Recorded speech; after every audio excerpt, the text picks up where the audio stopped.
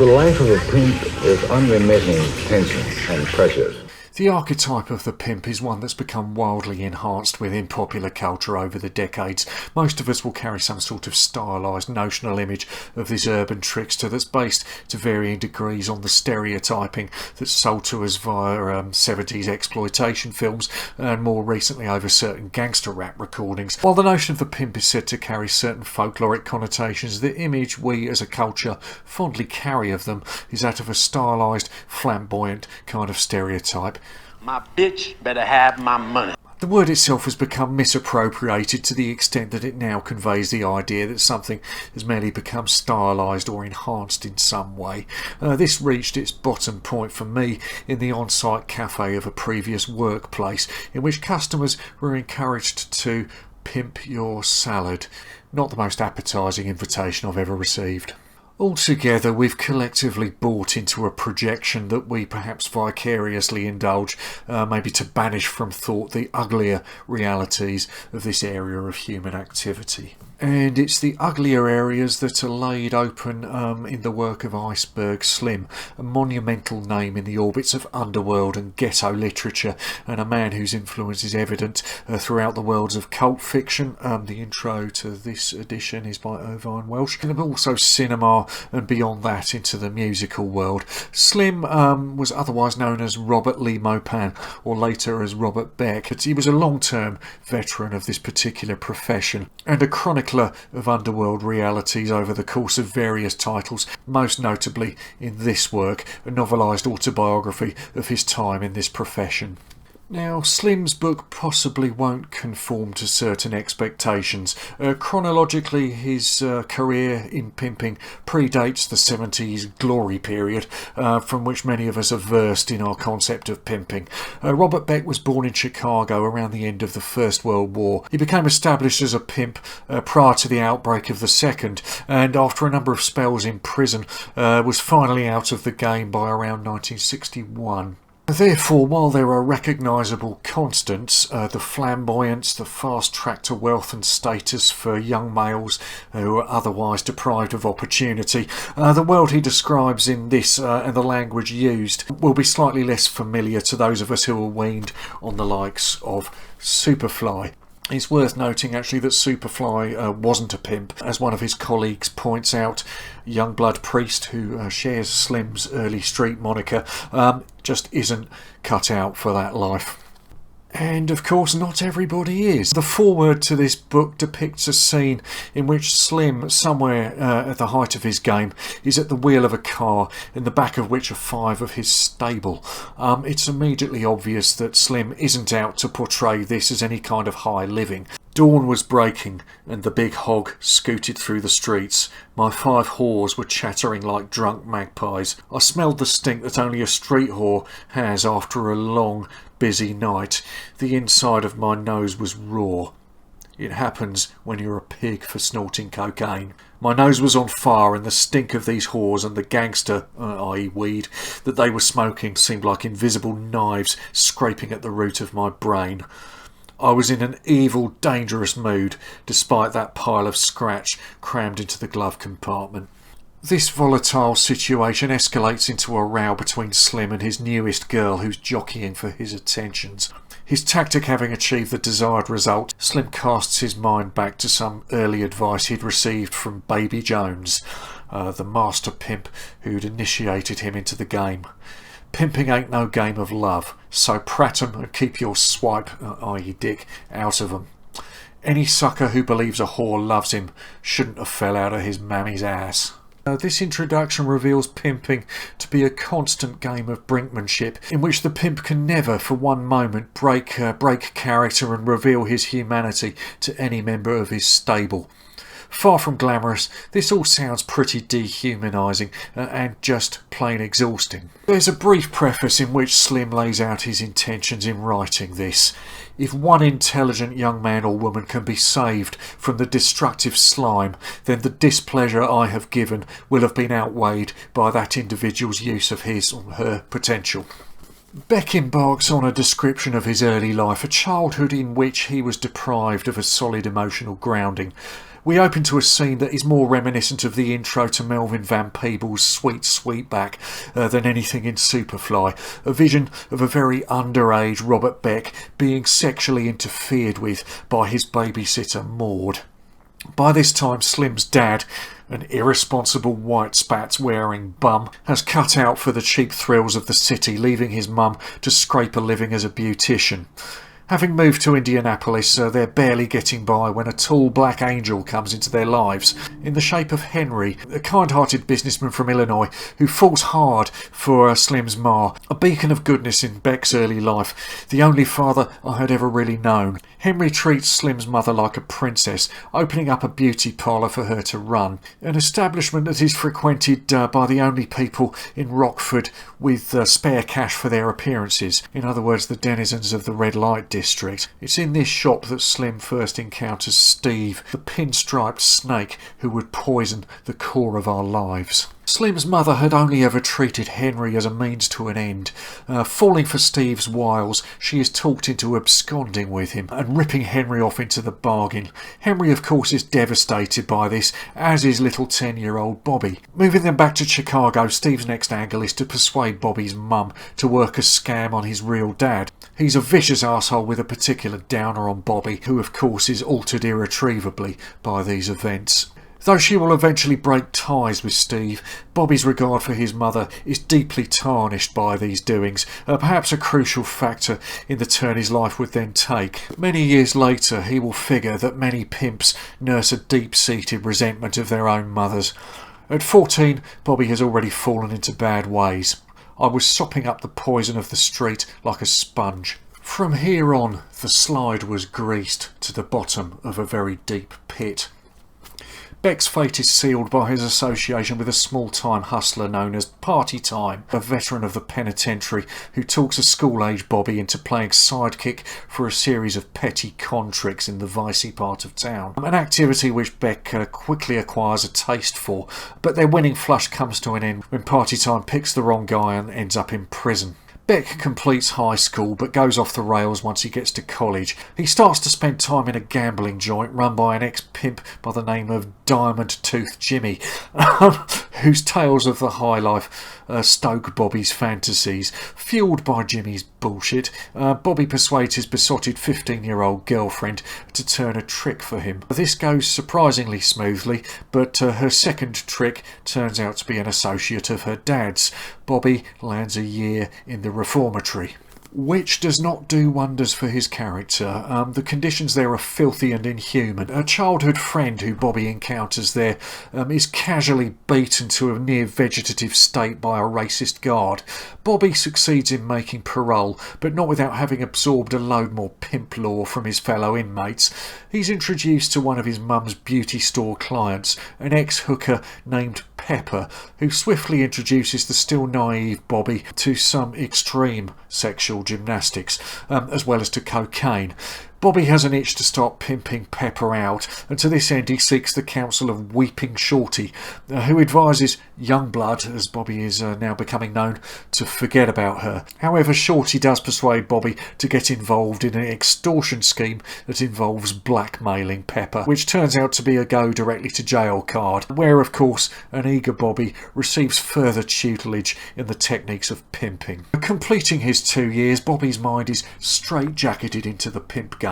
He immediately sets about putting these lessons into practice, and through a combination of psychology and outright violence, he swiftly persuades an 18-year-old Phyllis, aka the Runt, into hooking for him. Phyllis is swiftly put out to work, and her bruises don't seem to inhibit her from a full night's work. In short order, Bobby is raking in enough cash to move out of his mum's. Out scouting for locations for Phyllis to work, Bobby runs into a lapsed pimp whose shoes he used to shine. Pretty Preston has seen better days, but Bobby doesn't take the hint. Outside of the bar, he witnesses another pimp stomping a woman into the gutter, crying, "Baby, why you make me do you like this?" This is Poison, a high-profile pimp who Bobby is immediately impressed with. but Preston advises him that Poison is a nobody compared to Sweet, aka Baby Jones, who is top of the game. Bobby wants an introduction, but Preston is reluctant. Sweet is heavily involved with drugs, and he seems to have been the cause of Preston's decline. The ambitious Bobby is undeterred, though. He resolves to rise to the top of his game. Phyllis continues to serve as a punch bag, but she's clearly in Bobby's thrall as he sets her out to work the streets, to chase after white money, and to look out for potential new recruits. While he's getting his shoes shined on a spring evening, Bobby, all blood, sees Sweet Jones bowl up in his Duesenberg, a man he describes as Boris Karloff in blackface. But he's so flashy that he takes an ocelot in a diamond collar everywhere with him. This is the only creature that this ruthless man seems to care about. Blood decides that he should be schooled in the game by Jones and contrives an introduction to this imposing man. His first attempt falls flat, but he then works his way in with a rival pimp, Glass Top, and together they top off the evening by shooting cocaine using water from a fish tank, of all things. Blood takes to this experience a little bit too easily. While Phyllis is out on her beat, Blood's attention is caught by Chris, the attractive girlfriend of a jazz musician who's rooming on the same floor. He learns Chris is a former hooker. Later that evening he runs into Melody, who looks like Olivia de Havilland, and who is experiencing car trouble. Blood turns on all his charms to exploit this situation. Melody seems extraordinarily receptive to Blood's hustle, but it turns out she's not all she seems. When he peels off her undies, he's greeted by a 12-incher as thick as the head of a cobra. Blood is out of the door like a scalded cat. The next day, Glasstop informs him that there's to be a party at Sweet's that night, a chance for Blood to resume his charm offensive on the master pimp, though Top, who has some worrying habits himself, clues him that due to a traumatised family history, Sweet is bona fide insane. Sweet's apartment is the last word in pimpy opulence. Blood is utterly seduced by what he sees. There's more earthly reward than honest, broken men like Henry or his childhood friend Oscar from prison could ever have conceived of. However, Sweet dismisses Blood as a grinning fool, and after a brush with a psychotic member of Sweet's stable, he ducks out to the car outside, where a couple of cops descend on him. However, Glasstop appears and smooths things over. Phyllis herself is spooked by the attentions of these cops and starts to show the symptoms of demotivation. Blood is at a loss as to how to address this, and he seeks the advice of Sweet. He catches the master pimp on a good day and finally succeeds in winning his favour. Not only does he treat Blood to a history of the black pimp, the white ones aren't barely worth calling pimps, in American society a symptom of a racist ruling demographic's compulsion to pump their fluids into those that they consider to be inferior to themselves. Pimping is also couched here as a rather pure expression of capitalism. Sweet also advises Blood on how to deal with Phyllis. Firstly, to let her think that she's got competition from another girl, and secondly, to fashion a whip out of a coat hanger and to give her a good going over with it, which Blood proceeds to do, apparently with some enthusiasm, though he's close to tears himself by the end of it. These measures achieve the desired results, and that the women accept this treatment is one of the more troubling aspects of this narrative. The runt is back out on the street and hauling in the cash from eager punters who are apparently unperturbed by the fact that they're fucking somebody who's covered in welts. Blood, or Slim as he's now becoming referred to, is now on his way. 2 months after the hanger whipping, he's in a plush new apartment and a $200 suit. Oh, that's good in the 30s, right? He's gaining valuable knowledge from Sweet on a regular basis, and his stable is starting to expand, including the addition of Chris from across the hall. Sweet advises Slim on the necessity for a reliable bottom woman, a reliable girl to hold the stable in line. He's got to keep his game tighter on his bottom bitch than any bitch in the stable. He's got to peep around her ass while she's taking a crap. The girls, he warns, are going to be watching him constantly for a mistake. Pimp is the loneliest bastard on earth. He's got to know his whores, but he can't let them know him. He's got to be God all the way. The poor son of a bitch has joined a hate club he can't quit. Taking Sweet's advice, Slim soon recruits his fourth, a 17-year-old waitress who's quickly seduced by his supposed glamour. Shortly after this, Slim earns his Iceberg prefix through maintaining a cocaine-frosted cool in the face of gunfire during a barroom dispute. The name sticks and Slim is now a top name in the trade. His stable never falls below 5. He's buying himself a new car every year and he now lives in a swish hotel. When you're riding that high, though, the only way is down. When a dispute flares up with the runt, he loses that icy cool and breaks her jaw, effectively blowing out his bottom woman. Next, he's hit with the news that the FBI are nosing about his business. Slim's frame of mind isn't improved by the creeping paranoia that while he's weathering out the investigation, Sweet might get the idea to move in on his operation. He concocts an elaborate fable to keep his girls on side. A now ageing Sweet informs Slim that another pimp, Poison, has spirited away one of his girls. Poison is quick to rumble Sweet's forgery scam and hips the other girls onto it. On top of this run of bad luck, Slim is hauled in by the cops. He lands a custodial sentence, from which he nearly doesn't make it out alive. Released in 1947, he's back out trying to rebuild his empire. A pimp's fame is as fleeting as an icicle under a blowtorch. Slim tries to raise money through a series of small-time rip-offs. His luck doesn't hold and he and his associates are back in the cells on an armed robbery charge. This time Slim figures an ingenious escape strategy. After a brief association with Helen No Thumbs, he runs into an old friend who crosses him on a cocaine deal. For a while it looks as if Slim's luck is on the rise again as he gets established with a sizable stable in Detroit. And it's here that the ends tie with the scene in the car with which Slim opens the book. He's intended to move his girls to Ohio with a view to making some serious earnings, but his luck short-circuits at this point when one of the girls makes a jealous attack on him with an ice pick and he puts a bullet into her for her troubles. This turns out not to be fatal, but it forces Slim to skip town back to his mum's place. He's able to set up business both in Cleveland and Toledo, but gets wind of a rival hustler moving in on his top earner Rachel. In order to keep her on side, he cons her that she's accidentally killed somebody in a bogus hustle that he gets her involved in.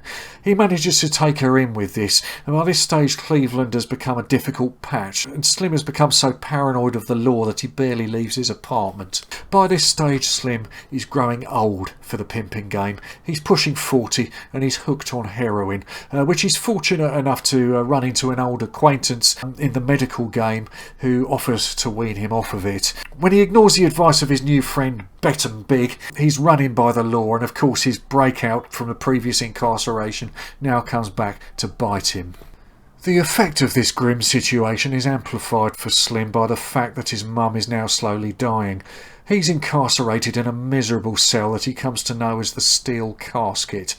It's a relentlessly horrible experience that taxes Slim's sanity. After he hears of the ugly demise of his old buddy Party Time, he realises he's going to have to turn his back on the pimp game and drugs for good.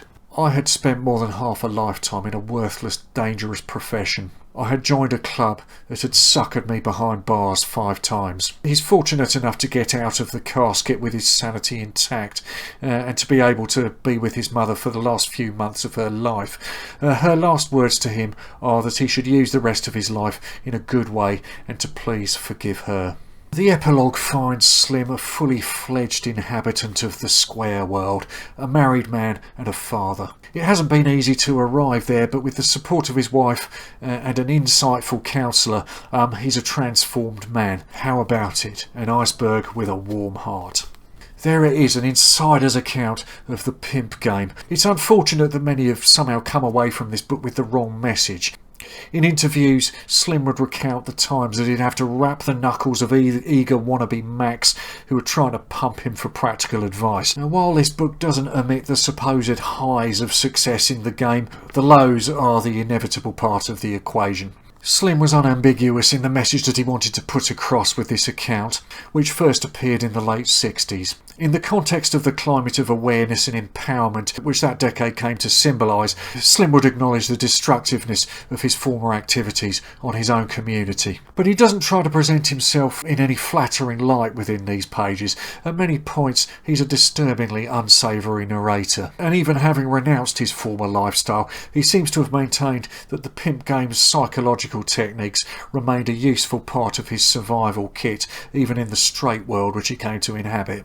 Hard as it might be to stomach parts of this narrative, Slim is a highly articulate and unflinching documenter of life within the underbelly, describing his misadventures within the underworld with a level of insight that comes with hard-won self-knowledge and a noirish literary flair that just keeps the reader glued. Slim's influence as this edition's intro writer, Irvine Welsh, points out, is immeasurable, and for all his checkered past, at least he never pimped my salad. That was a Shakespeare. I'm telling you, that boy's a genius. Tell it!